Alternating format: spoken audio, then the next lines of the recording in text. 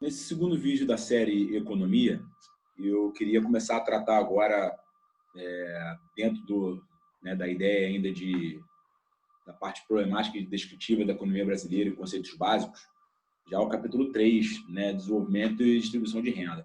Eu cheguei a comentar alguma coisa relacionada a isso quando eu falei, né, do crescimento da produção, do produto, né, onde eu falei que o crescimento econômico ele está mais ligado a questões quantitativas, né? Então eu estou aferindo, né, o aumento da quantidade da minha produção, tá? Então isso é o crescimento econômico, tá?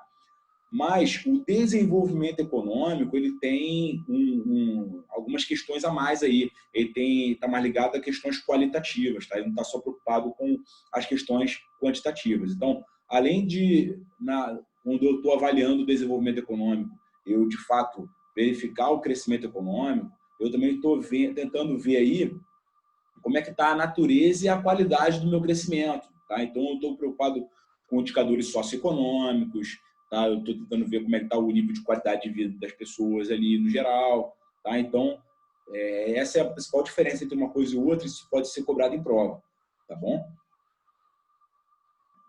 Depois ele fala um pouquinho sobre produto per capita, né? Então, na prática, a gente vai começar a delinear aí como é que a gente vai avaliar o desenvolvimento econômico, tá? Então, a primeira coisa que a gente tem que avaliar é o PIB per capita, tá? É o produto em si, né, per capita. Então, basicamente o seguinte, você pega a produção toda, né, o produto inteiro, e divide pela quantidade de pessoas que você tem ali naquela população, tá? Então, aí você tem aí o quanto que, teoricamente, né, cada indivíduo produziu para compor aquele produto, tá? E aí a gente vê que essa ideia do PIB per capita, inicialmente, ela pode trazer algumas falsas conclusões, né? Porque, de fato, quando você tem um país com um produto muito elevado, como é o caso do Brasil, e você faz esse PIB per capita dividindo pela quantidade de pessoas que você tem, ele vai te dar um quantitativo. Na hora que você comparar, talvez, com outro país, dá a impressão que o Brasil é mais desenvolvido, né? O Brasil mas não, isso não quer dizer necessariamente isso. Tem que avaliar, como eu falei, né, outros quesitos. Então, o PIB per capita ele é uma das coisas que são verificadas, que você verifica aí para você verificar o desenvolvimento econômico. Tá? Então, entendido essa questão do PIB per capita, vale a pena a gente citar aí, né, que você está citando a produção de todos os residentes, e residente, isso, eu vou trazer esse conceito de novo quando eu vou falar de setor externo, são aqueles que têm, de fato, ali o centro de interesse no Brasil. Tá? Então, vou dar um exemplo. O turista brasileiro que está lá nos Estados Unidos comprando alguma coisa, ele é considerado residente. Tá? Mas o turista ali turco que está aqui no Brasil fazendo, ele não é residente, tá certo? Mesmo estando no Brasil, tá bom? E aí, essa concepção aí, né, analisando o PIB per capita do Brasil, ou o produto nacional também, né, tanto o PIB quanto o nacional também, ele coloca o Brasil numa situação ali em termos de desenvolvimento intermediário, tá? No grupo de países em desenvolvimento ou considerado hoje no mundo como emergente, tá bom? E aí é óbvio, né, que o PIB per capita não dá a produção que efetivamente cada pessoa gerou ali, né? Então aí você tem que avaliar algumas outras coisas que são os conceitos que eu queria passar agora aqui. O principal é que a gente tem que ter atenção com relação aos aspectos distributivos da renda, tá? E como é que se dá a distribuição da renda.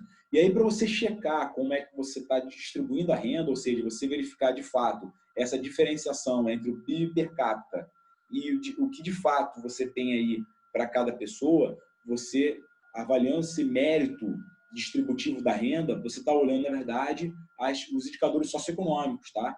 Então, assim, na prática, como é que é o melhor jeito de você avaliar esses indicadores socioeconômicos? Por meio do IDH, né? O Índice de Desenvolvimento Humano. Tá? Então, na prática, né, a gente pode ser perguntado como é que foi esse processo, né, de crescimento / desenvolvimento econômico e distribuição de renda desde a década de 30 até agora no Brasil. Tá? E aí a gente tem que misturar aqueles conceitos, né, demográficos que a gente falou no vídeo anterior com como é que se deu o processo de desenvolvimento do Brasil, né? Aquela coisa de como é que se deu o crescimento econômico, aí tem que passar ali por aquela parte de desenvolvimento das indústrias, chegar ali nos governos militares, milagre econômico, tá? Um crescimento elevado da economia, mas dentro daquela coisa da teoria do bolo, que eu vou comentar um pouquinho mais na frente aqui, e em que você criou um grande produto, mas aí você precisava daí distribuir essa renda, tá? Então, isso tudo entra nessa questão da distribuição, o mérito que você está avaliando para isso e a questão do IDH, tá? E aí o IDH ele assume uma perspectiva muito interessante, porque ele é o principal índice usado pela ONU para se avaliar como é que se encontra, né, o desenvolvimento econômico de um determinado país. Tá? Então, é um índice bastante importante, ele varia de 0 a 1. Quanto mais próximo de 1, mais desenvolvido economicamente um país é. Tá bom? Então, aqui alguns dados que eu separei. O Brasil, em 2013, né, que é o dado que traz aqui no livro, ele tinha um IDH de 0,744, tá? O que colocava ele na posição de número 79 num conjunto de 187 países. Tá? Isso aí, obviamente, dados de 2013, tá? Mas a situação não variou muito não, tá? E aí o que a gente entende aí é que a gente está ali numa situação realmente intermediária, tá? Considerando aí, e aí a gente olha, né, o país aí que está ali entre os 10 primeiros PIBs do mundo, e aí você tem a posição 79 em termos de IDH. Ou seja, você vê claramente a diferença entre crescimento econômico e desenvolvimento econômico. Tá certo? E aí, o que o IDH ele usa, né? O que o IDH é importante? Primeiro, o PIB per capita que eu expliquei aqui, por isso que eu falei essa questão do PIB per capita. Uma outra questão que é utilizada também é o indicador de longevidade da população, tá? Então, está preocupado em saber como é que a população está vivendo, tá? A expectativa que ela tem de vida, tá bom? Então, isso aí está muito relacionado, né? A expectativa de vida, a qualidade, né, de vida da pessoa, né? O acesso que ela tem a questões sanitárias, a questões de saúde, médicas, né, odontológicas e tal. Então, isso aí afeta a longevidade, ou seja, a expectativa de vida. E uma outra indicação também é a parte relacionada à educação. Então, expectativa de vida, a parte mais de saúde, né, e outra de educação, tá? A parte de educação, eles consideram 2/3 disso para a parte de alfabetização e 1/3 relacionado à matrícula no ensino fundamental e tudo. Mas, assim, no geral, IDH, PIB per capita, taxa de índice de longevidade, né? Ou seja, como é que está a minha mortalidade ali ao longo da minha faixa etária, das minhas faixas etárias no geral, e o acesso à educação, tá bom? Então, é isso que dá. Então, é crescimento econômico, índices de saúde sanitários e índices educacionais, tá? É assim que você compõe o IDH e chega naquele índice que eu falei, no caso do Brasil, em 2013, de 0,744, tá bom? E aí, como é que se dá a distribuição de renda no Brasil, né? Então, agora, entendendo todos esses conceitos, vamos falar um pouquinho, então, como é que está aí uma foto da distribuição de renda no Brasil. Então, quando eu estou falando de distribuição de renda, né, eu estou falando de participação de cada setor na economia, tá certo? Então, basicamente, estou dividindo, inicialmente, né, de cara, como é que está a participação do setor primário, do setor secundário e do terciário, né? Então, o setor primário é a parte do agronegócio, né, que responde mais ou menos por metade aí, né, da renda, tá? Da produção, em geral. E aí, uma outra parte ligada ao secundário, tá? Que, desculpa, estou falando besteira, pessoal.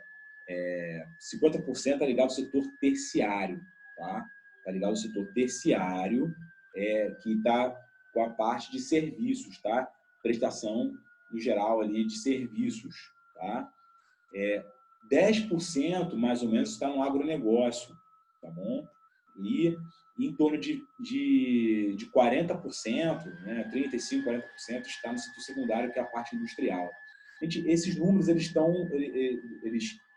trazem dados, né, de mais ou menos ali na época da edição do livro, que é de 2013. Então, assim, esses dados podem ter sofrer uma certa alteração. A gente vê aí, desde do avanço da era PT, que houve um processo de desindustrialização do Brasil, então o acesso, né, ao setor secundário, né, da distribuição diminuiu, teve a tendência de diminuir. O agronegócio, por sua vez, ele vem criando ali um aumento, né, considerável, né, então pode ter sido um aumento aí, mas, de fato, uma coisa não se alterou, a preponderância do setor terciário, tá, na distribuição de renda. Tá legal? Uma outra forma de você avaliar a distribuição de renda é em relação a faixas etárias, né, no geral, e concentração. Então, você avaliar, por exemplo, como é que está ali os 10% mais ricos tem quanto da renda, os 10% mais pobres tem quanto da renda, tá? É uma forma de você avaliar também. E uma outra forma é você avaliar regionalmente. Então, você tem a forma setorial, que são o setor primário, secundário e terciário. Você tem a forma regional, que é a parte como é que se distribui a renda pelas regiões do Brasil, tá? Por todas as regiões do Brasil. E você tem também a forma de avaliação por meio de distribuição e concentração de renda pelas diversos setores da sociedade em si, tá legal? Então, são as diferentes formas que você tem de checar isso. Ele coloca aqui, no caso da distribuição regional, a concentração está na região sudeste, tá? Respondendo por quase 50% da renda nacional. Tá? Então, ele chama atenção para isso aí. Tá? Ele coloca que a expansão da fronteira agrícola aumentou a participação do centro-oeste e do norte na composição, né, do produto.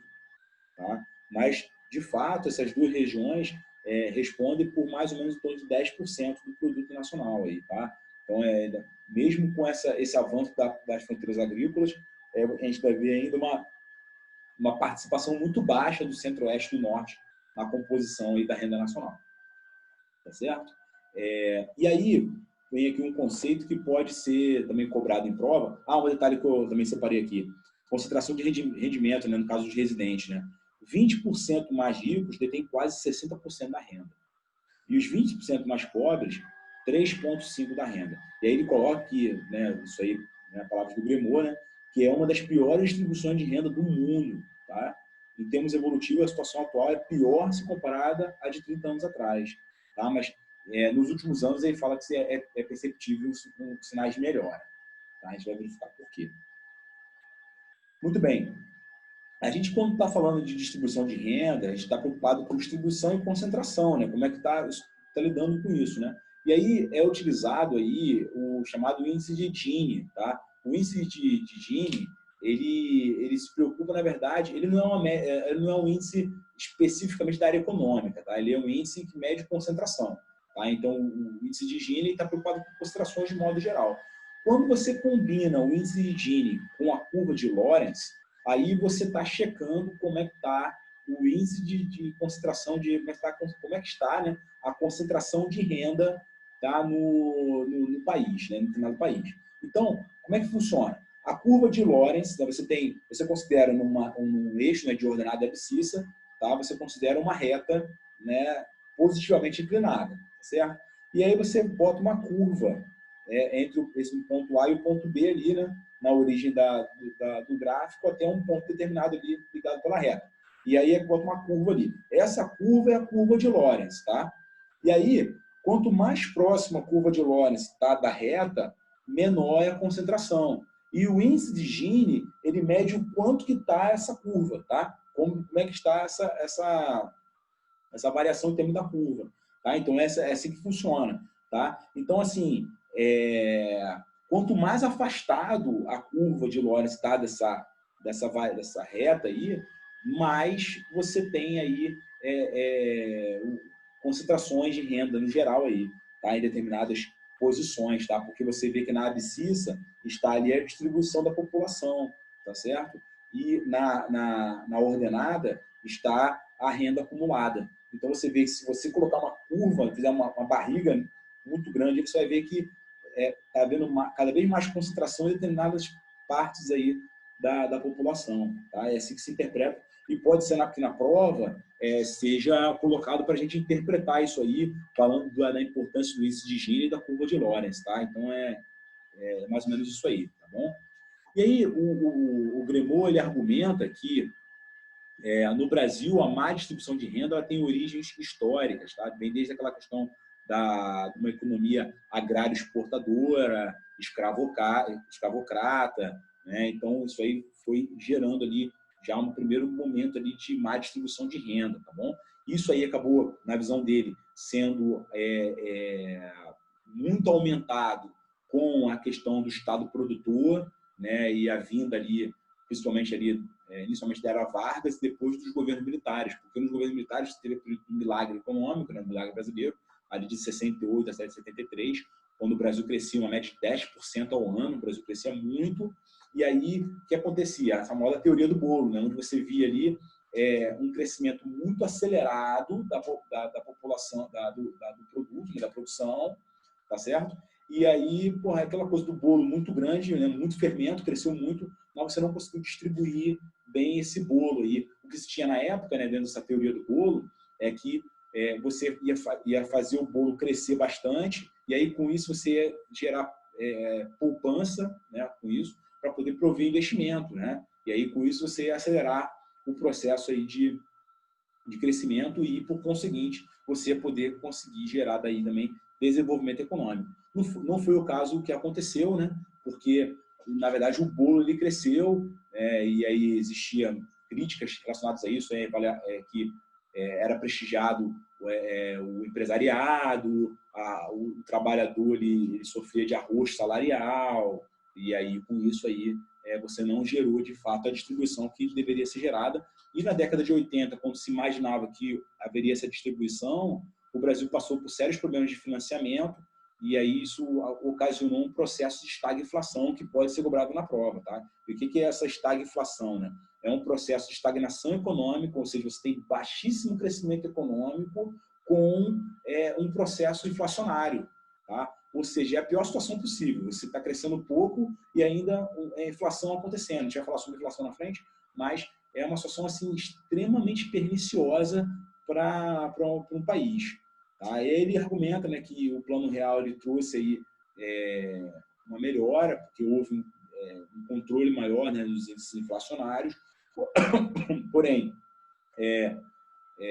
de fato, algumas coisas não foram resolvidas, como, por exemplo, o desemprego, né, no geral, e a questão da precarização dos postos de trabalho. A gente vai vendo aí um aumento cada vez maior da economia informal, né, daquele número de trabalhadores informais, né, o desemprego oculto, a gente vai falar sobre isso também lá na frente aí. Tá? Então, de qualquer forma, a gente teve aí esses males não foram curados aí no seio da sociedade brasileira. Tá? Aí depois ele fala algumas coisas sobre pobreza, né? Então, o que é pobreza? Pobreza é um estado de carência, tá certo? Em relação a necessidades elementares e humanas básicas, tá bom? E aí, para você medir isso, você precisa de um indicador, né? Aquela coisa da relevância e tendência, né? Do indicador de desempenho, né? Você precisa de um indicador que te coloca ali o que é a linha da pobreza. Ou seja, em termos de um indicador, quem está abaixo daquela linha ali é considerado pobre. Quem está acima ali não é considerado pobre, né? Ou seja, quem está abaixo ali tem carência, quem está acima não tem carência, tá bom? E aí, ele coloca a situação, o que foi mais utilizado, né? A questão da cesta mínima de consumo. Ele fez até uma diferenciação de que isso aí, a cesta mínima de consumo, não é a mesma coisa que cesta básica. A cesta básica está muito voltada para alimento. Ele coloca que as necessidades básicas da pessoa não estão voltadas só para alimento, né? Então, ele coloca cesta mínima de consumo. E aí, essa linha de pobreza está associada com essa cesta mínima de consumo. Tá legal? E aí, ele argumenta que, em que pese o fato de percentualmente esse índice de pobreza, o número de pobres, ter caído, né, de 97 até 2005, de 34% para 30%, em termos absolutos, pelo aumento que teve da população, houve um aumento, né, de pobres, ou seja, você teve um aumento de 52 milhões para 56 milhões de pobres. Tá? Então, é bem interessante analisar aí por esse dado aí mais quantitativo, tá? Em termos absolutos. E aí, última questão relacionada a essa parte de desenvolvimento econômico, que está bem dentro daquela ideia, né, da importância da macroeconomia, né, tá a questão do desenvolvimento equitativo, sustentado e participativo. Tá? Aquela coisa da equidade está bem associada, né, à pobreza e à desigualdade. Tá? A equidade é aquela coisa assim, você tentar eliminar ao máximo ali a pobreza, a desigualdade, fazer com que haja de maneira equânime um acesso de oportunidade a todos para que possam produzir e gerar renda, tá, em relação a isso, tá bom? E aí, com isso, todos possam, de maneira também, como eu falei, equânime, aproveitar as benesses do crescimento econômico, e não o que aconteceu, por exemplo, com a teoria do bolo, tá? Então, esse é o desenvolvimento equitativo. O desenvolvimento sustentado, que é outra coisa que é buscada também, é o fato de eu crescer no momento presente, sem que com isso eu impeça o crescimento no futuro, tá? Aí, esse é o conceito que está por trás da sustentabilidade, tá? Eu prover um progresso, uma prosperidade, um crescimento, sem que com isso eu haja uma limitação no futuro, tá? Ou seja, eu precarize o processo de desenvolvimento futuro das gerações vindouras.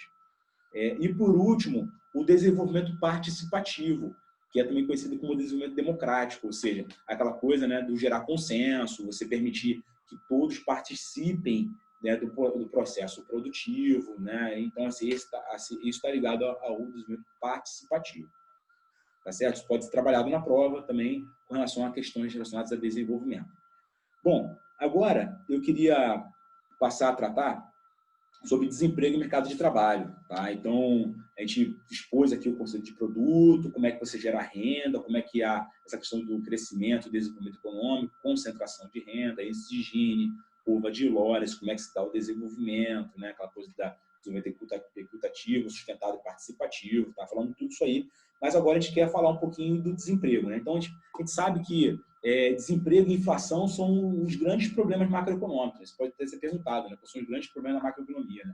Desemprego e inflação, tá? Porque a gente sabe que a gente está buscando crescimento econômico, tá? Crescimento do nível de renda, com estabilidade de preços e equilíbrio das contas externas, tá? Isso aí, essas são as maiores preocupações da macroeconomia. Então, o desemprego e a inflação, elas assumem um caráter bastante preponderante aí nessa preocupação macroeconômica, tá?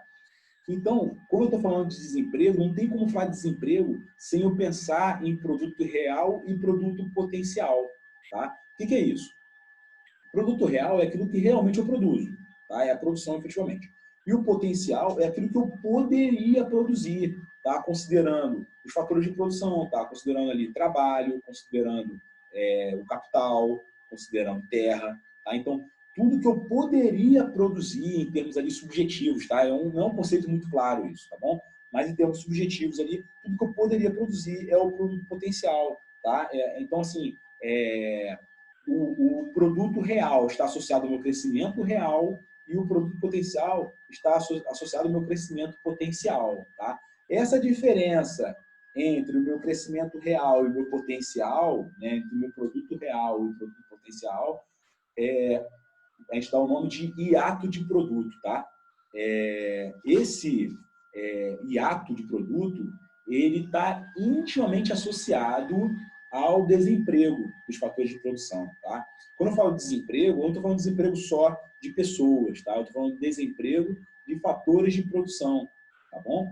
É óbvio que o mais perverso dos desempregos é o desemprego da força de trabalho, tá? Que é o fator de produção do trabalho, porque ele é o que me traz maiores problemas, questões socioeconômicas, tá certo? Mas quando eu falo de desemprego, eu estou falando de desemprego como um todo, tá bom? E aí, o que acontece? A gente tem que começar a analisar aí, quando eu estou falando de desemprego, algumas questões aí. A primeira, quando eu estou associando taxa de desemprego, eu tenho que falar aí de população economicamente ativa, tá? E também população em idade ativa. Então, vamos lá. Vamos considerar a população como um todo, tá bom? A população total do país.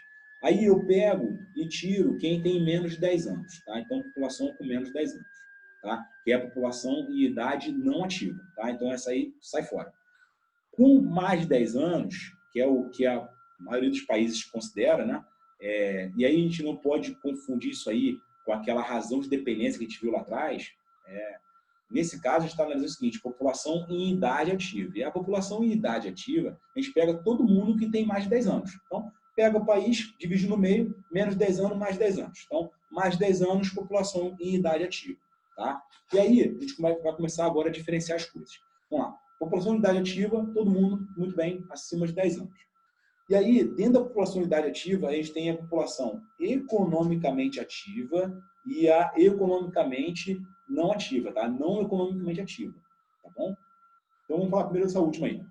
A população não economicamente ativa é a parte da população em idade ativa que não está, ou não pode, ou por algum motivo ali, não está no mercado de trabalho, tá? Não está ativa, tá bom? Então, quem são eles? São estudantes, são ali os aposentados, os pensionistas, os presidiários, os interditados, tá? Esses aí é a população não economicamente ativa, tá legal? E a população economicamente ativa? Quem é? É aquela população que está em condições, de fato, de se ocupar, tá? De trabalhar. Tá? Não é quem está trabalhando efetivamente, tá certo? Então, a população economicamente ativa é aquela que está em condições. Como é que ela se divide, tá certo? Entre ocupados, tá? De fato, são os que, de fato, estão tendo o seu fator de produção sendo utilizados ali, né? O seu trabalho, e os desempregados, tá? Quem são os desempregados? Desempregados são aqueles que estão procurando emprego. A gente vai ver na frente que existe uma diferençazinha aí nessa análise aí com relação ao DIEESE e ao IBGE, tá bom? Mas vamos lá, vamos por parte. Então, eu tenho a PEA, tá? Que é a população economicamente ativa, e que divide em ocupados e desocupados, tá? Que são os desempregados, tá bom? Esses desempregados são aqueles que, por algum motivo, estão procurando emprego, mas não encontram, não estão ainda empregados, tá certo? Esse é chamado desemprego aberto.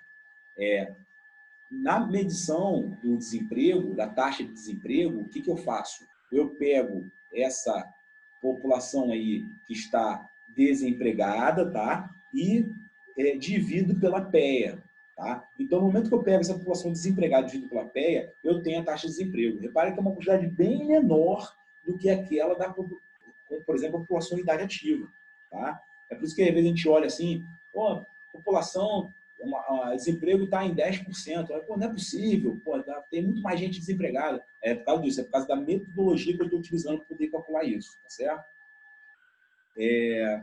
Vamos lá, no Brasil, a gente vem notando, né, que você está tendo um aumento na participação da força de trabalho, tá, que afeta isso aí. Basicamente, por que está acontecendo isso? Porque a gente está vendo, né, estudantes que estão entrando no mercado de trabalho cada vez mais cedo, e também a gente está vendo também um efeito de regresso de pessoas que já estavam aposentadas no mercado de trabalho, tá? Então, isso também é a explicação, né, do aumento da participação da força de trabalho, tá certo? Então, isso aí também é importante. Uma outra coisa que pode ser também perguntada em prova é essa relação entre a taxa de desemprego e o hiato do produto, tá? Essa relação, a gente dá o nome de lei de Ockham, tá? Basicamente uma forma de você relacionar, né, o quanto você está tendo desemprego dos fatores de produção, tá? E a taxa de desemprego, tá certo? Existe uma forma de você relacionar isso, tá? O nome é lei de Ockham, tá bom? No Brasil, pode-se acompanhar no período recente a ampliação do hiato do produto e o aumento da taxa de desemprego, tá? Possíveis causas são o processo de modernização tecnológica com baixa absorção de mão de obra e as baixas taxas de crescimento econômico, tá? Então, a gente tem aí duas coisas, né? Crescimento econômico muito baixinho, sustentado ali ao longo do tempo, e a outra é o avanço, né, da tecnologia, que está alterando também aquela coisa da DIT, que eu havia comentado bastante lá em geopolítica, né? A divisão internacional do trabalho. Esse avanço da tecnologia com aumento de produtividade, inclusive com diminuição das horas de trabalho, né, do HH, está intimamente ligado a essa questão também do desemprego, tá? Então, a gente vai ver isso lá na frente, que isso aí está associado ao desemprego estrutural ou tecnológico, tá? Além disso, a questão do crescimento econômico baixo também, que não consegue fazer com que haja emprego, né, maior dos fatores de produção, tá certo? Uma coisa interessante, a gente vem muito falando nessa questão de que a mulher possui, na prática, uma remuneração mais baixa do que a do homem, né? Por que isso acontece? O poder de barganha do empregado em relação ao empregador está intimamente ligado ao emprego ou desemprego do fator de produção. Se eu tenho uma economia que está caminhando para o pleno emprego, ou seja, mais gente empregada, o empregador tem menos chances de buscar no mercado de trabalho, buscar ali no mercado, pessoas para substituir aquela. Ou seja, eu tenho que negociar com o empregado aumentos de salário. Tá? Então, é óbvio que quando você está numa situação de pleno emprego, você tem salários mais altos, tá? E com isso tem mais consumo, e aí por aí vai, mais produção, e aí gera mais inflação, e por aí vai. Tá? É um ciclo que vai se autoalimentando, tá certo? No caso das mulheres, a gente nota que existem mais mulheres desempregadas, há mais mulheres fora, tá?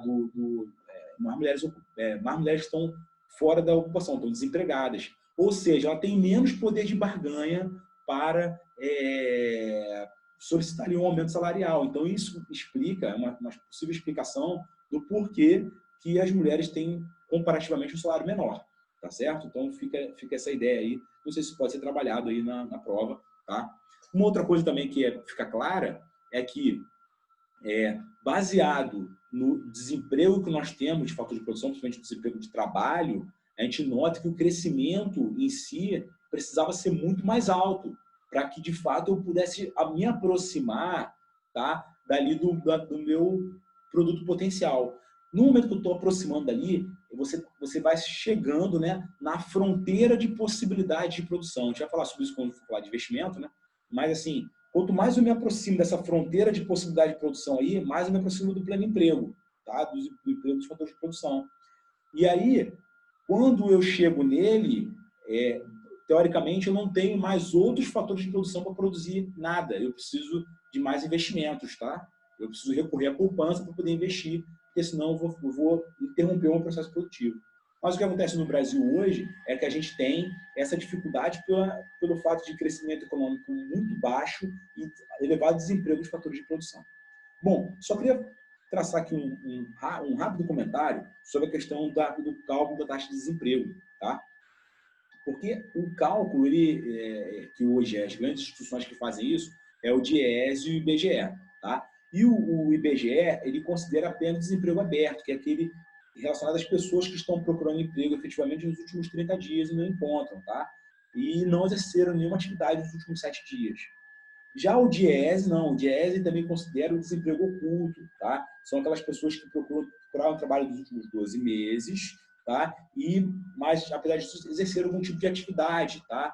Alguma atividade, digamos assim, informal, tá? A gente vai falar sobre isso aqui, mas alguma atividade informal, então o DIEESE ele considera isso, tá bom? Então, existe uma diferença entre um e o outro. Outra coisa, né? O IBGE e o IDIESE utilizam alguns parâmetros diferentes relacionados aí à área geográfica onde é feita a pesquisa, tá? Como também divide a população e idade ativa e também como é que ele diferencia os inativos, tá? Existem parâmetros diferentes do DIESE e do IBGE, então isso obviamente vai trazer uma taxa de desemprego diferente, tá? Não tem como ser diferente isso, tá bom? Muito bem. Agora, voltando para a questão do desemprego, a gente vai notando aí que o crescimento econômico maior, né, vai fazendo com que haja exigência de maior emprego dos fatores de produção, né, e aí a gente nota aí, ele faz isso, né, que existe um trade-off, né, uma relação inversa, né, trade-off é relação inversa, tá bom, pessoal? Entre um aumento, né, entre a questão da inflação e do desemprego, tá? Então, assim, quanto menos desemprego, mais inflação, tá certo? Ou seja, vamos pensar ao contrário, né? Quanto mais emprego eu tenho, é mais gente consumindo, mais gente ali forçando ali demanda e maior possibilidade de inflação, ou seja, mais os preços aumentam, tá? O referencial de preços aumenta, entendeu? Isso tem esse trade-off entre inflação e desemprego, tá certo? Uma outra coisa, o desemprego ele pode ser diferente, tá? Você não necessariamente o desemprego está associado a questões puramente de ciclo econômico, tá? A gente sabe que Keynes ele se preocupou muito nessa questão de como é que o Estado pode trabalhar, né, nessa questão de intervenção para prevenir os maus efeitos do mercado nas pessoas, tá? Então, ele mexeu com a economia comportamental, tá? Aquela coisa toda. Então, assim, na verdade, Keynes ele pensa na economia como sendo baseado em ciclos, tá? Em ciclos econômicos, tá? E o desemprego, quando está associado a ciclos, né, em si, ele é também chamado de desemprego conjuntural, tá? Então, a gente tem o desemprego conhecido como cíclico ou conjuntural. tá? Que está associado aos ciclos econômicos, tá certo? Mas não necessariamente você tem só esse tipo de desemprego. Você pode ter, por exemplo, o desemprego friccional, tá? Que é aquele desemprego que tá ligado mais à moldura temporal, tá? O tempo de relacionado a ajustes, tá? Do mercado de trabalho, vamos supor, o tempo que eu demoro, né, de sair de um emprego e ir para outro emprego, o mercado me dá outro emprego, o quanto que às vezes eu substituo um empregado aqui, né, e aí esse empregado ele é absorvido em uma outra posição qualquer. Ou então, por exemplo, a mudança de uma pessoa de uma região para outra. Vamos supor, a pessoa mora em São Paulo e vai morar em Manaus. E aí, isso aí também gera desemprego funcional, tá? O desemprego funcional é uma explicação do porquê que, mesmo em pleno emprego, há uma pequena taxa de desemprego, tá? O que explica? No pleno emprego, você ainda tem desemprego ainda. O desemprego funcional, tá certo? Isso pode ser perguntado em prova. E, por último, você tem também o desemprego estrutural ou tecnológico. Como é que funciona? Nesse caso, tem a ver com a DIT, né, com a Organização Internacional do Trabalho. Você tem um avanço da tecnologia, tá, que passa a substituir o trabalho humano, sem que, com isso, haja uma abertura de novos postos de trabalho. Aí, sim, você tem uma diferença característica entre o funcional e o estrutural ou tecnológico, tá? E aí você tem um eventual aumento do desemprego, sem com isso haja uma diminuição ali da produtividade. Ao contrário, às vezes você tem até um aumento da produtividade, tá certo? Então é interessante notar isso aí, tá? E ver que isso tem acontecido no mundo. No Brasil isso aconteceu bastante na década de 80 e 90, tá? Quando houve uma implementação da tecnologia de ponta no Brasil, muita máquina, um avanço bem grande disso aí, você teve um avanço do desemprego estrutural no Brasil, tá certo? É óbvio que a política econômica, que eu falei isso lá na frente, né, associada a como que eu vou lidar com o desemprego conjuntural e o estrutural, é diferente, tá? Porque senão eu posso acabar errando na mão, tá? Na forma de resolver uma coisa ou resolver outra. E posso, às vezes, até dar mais veneno do que antídoto, tá? A gente vai falar sobre isso depois. Tá? Entenderam essa questão dos 3 tipos de desemprego? Tá? Isso é uma coisa que é importante, pode ser cobrado, tá legal? Muito bem. Depois, ele faz só um comentário sobre precarização do emprego, né? Ele fala sobre essa questão do desemprego informal, né? Que é a chamada economia submersa, né? Ou subterrânea, tá? Que é aquela economia que está ligada à ilegalidade, tá? Então, aquela contrabando, por exemplo, economia submersa subterrânea, tá? E fala também da economia informal, tá? Então, assim, esquecendo essa parte de economia submersa subterrânea, que está mais ligada às ilegalidades, vamos pensar agora na economia informal. A economia informal não é ilegal, porém, quem a exerce, né? Quem está exercendo ali alguma atividade de trabalho informal, ela não está regida na CLT, tá? Então, ou seja, eu não tenho ali uma carteira de trabalho, tá? Então, isso aí não me dá certas seguranças que o mercado de trabalho pode me oferecer, como, por exemplo, seguro-desemprego, a parte de aposentadoria, tá certo? E, por fim, outras questões, né? Acesso aí à saúde, tá? Vale-refeição, tá? Vale-saúde, tá? Uma série de coisas aí que o mercado formal consegue me proporcionar. E ele comenta, né, o Gremot comenta que no Brasil vem havendo um aumento considerável dessa precarização do emprego, tá certo? Está muito associado àquela questão da pauperização da população, né, que a gente comentou aqui. Então, assim, essa precarização do emprego, né, a economia informal, vem aumentando bastante, tá? Ele fala que ele não respeita regras institucionais impostas para a sociedade, entende-se aí CLT, tá?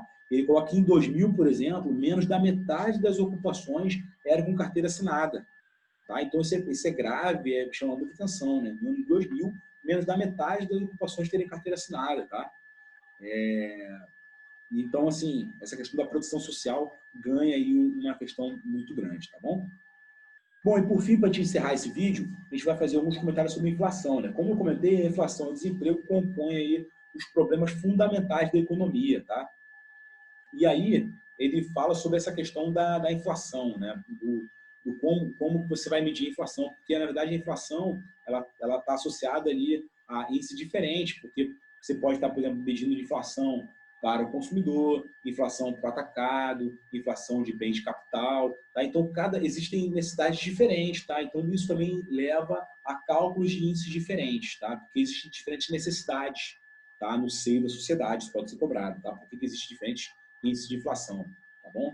E aí você precisa, a grande dificuldade de você fazer uma medição de inflação é você sincronizar, né, a questão dos diferentes produtos, tá certo? Com as diferentes necessidades em si, tá? E a hora que você consegue parametrizar isso, você tem um índice, tá? Então, no geral, você tem a inflação, que é o aumento contínuo e generalizado dos preços. Ele fala, por exemplo, o aumento de um item em si não significa que está havendo inflação. Tá? A inflação ela é caracterizada pelo aumento contínuo e generalizado dos preços. A gente não pode confundir inflação com aceleração inflacionária, tá? Que é a aceleração inflacionária está associado ao aumento da taxa de inflação. Tá? Ou seja, você vai ter esse aumento contínuo e generalizado dos preços aumentando cada vez mais. Tá? Parece meio pleonástico isso, mas é mais ou menos por aí que a gente tem que raciocinar. Então, essa é a diferença entre inflação e aceleração inflacionária. Tá legal? E também faz uma diferenciação aqui entre o fato da inflação poder ser moderada ou rastejante, ou a inflação, você tem um processo de hiperinflação. Tá? A inflação moderada ou rastejante é aquela inflação que está acontecendo ali de maneira contínua, tá? Ela tá havendo ali, tá? Mas ela não prejudica sobremaneira a economia, tá?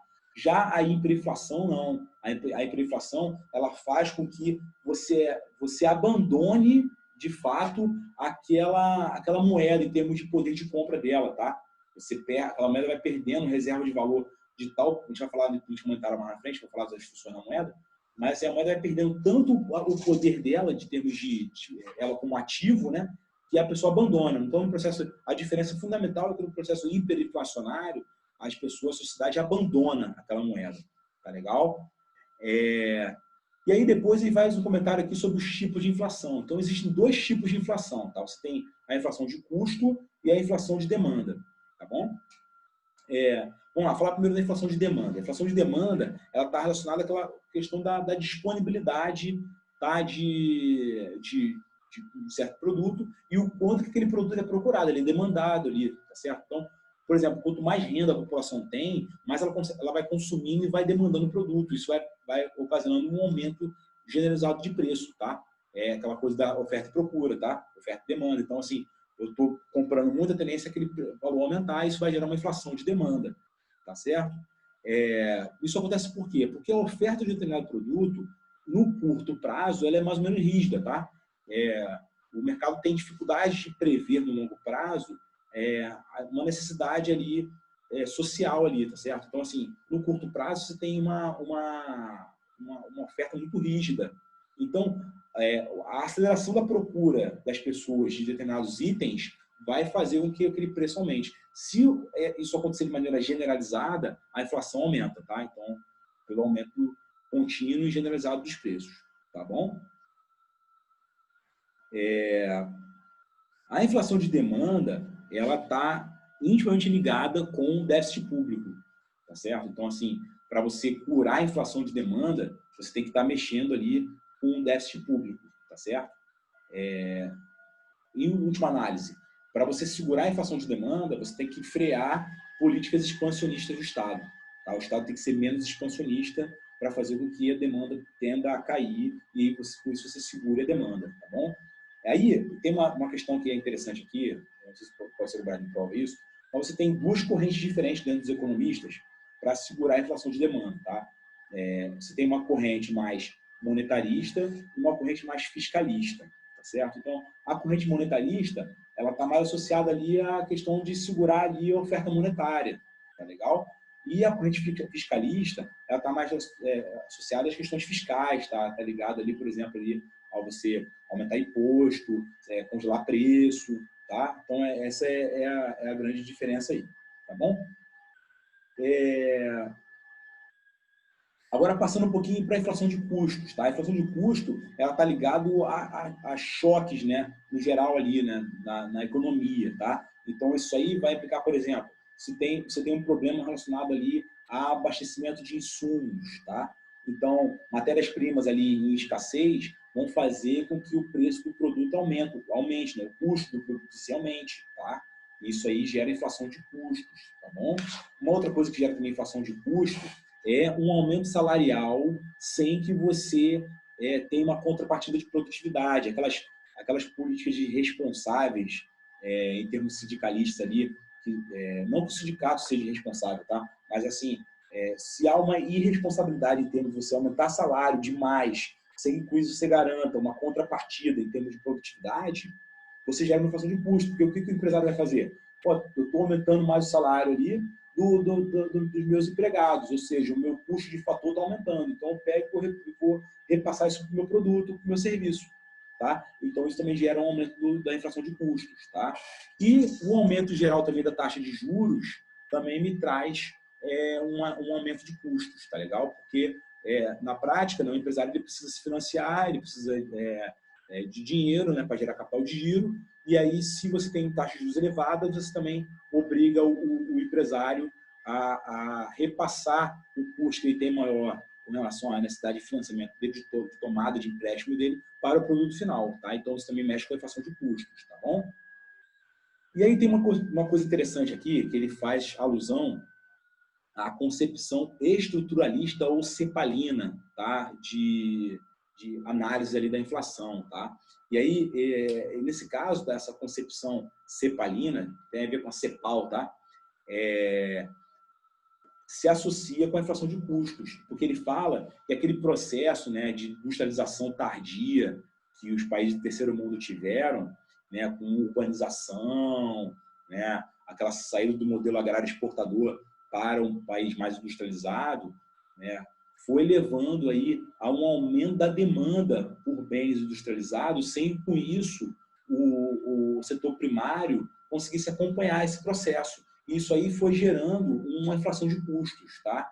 E na concepção estruturalista, essa inflação de custos ela foi gerada por esse processo aí tardio de urbanização ali, mais descontrolada, digamos assim, tá certo? Então, isso aí foi gerando choque de oferta. Imagina, por exemplo, a Companhia Siderúrgica Nacional ela foi criada ali em 1941. Imagina um país que não tem a siderúrgica, né? A cidade de aço. E aí você precisa de aço, você não tem a indústria que é aço, não consegue ter aço. Ou seja, vai buscar isso em outro lugar, vai pagar mais caro. Ou seja, vai pagar mais caro pelo aço, ela vai também cobrar mais caro no produto final que ela está entregando, no carro que ela está entregando, no produto em si que ela está entregando. Tá? E isso vai gerar ali uma inflação de custo. Na América Latina, que é onde a concepção cepalina acabou ali, né, gerando ali os seus estudos ali, a gente vê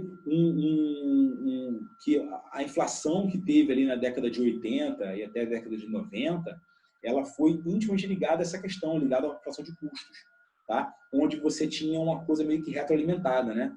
Então, os custos aumentavam, né? A inflação aumentava cada vez mais, as pessoas não conseguiam que seus rendimentos compensassem isso, e aí você ficava o tempo inteiro ali trabalhando esse processo aí de maneira meio que alimentada, tá? Então, são esses pontos de estrangulamento, tá bom? Que são pontos onde a indústria ela não consegue, a economia, né, não consegue ter ali a contrapartida para poder manter ali a agilidade, né, o ciclo da economia, tá? E aí, como é que acontecia essa inflação aí ao longo do tempo, né? Os chamados de mecanismos de propagação, tá?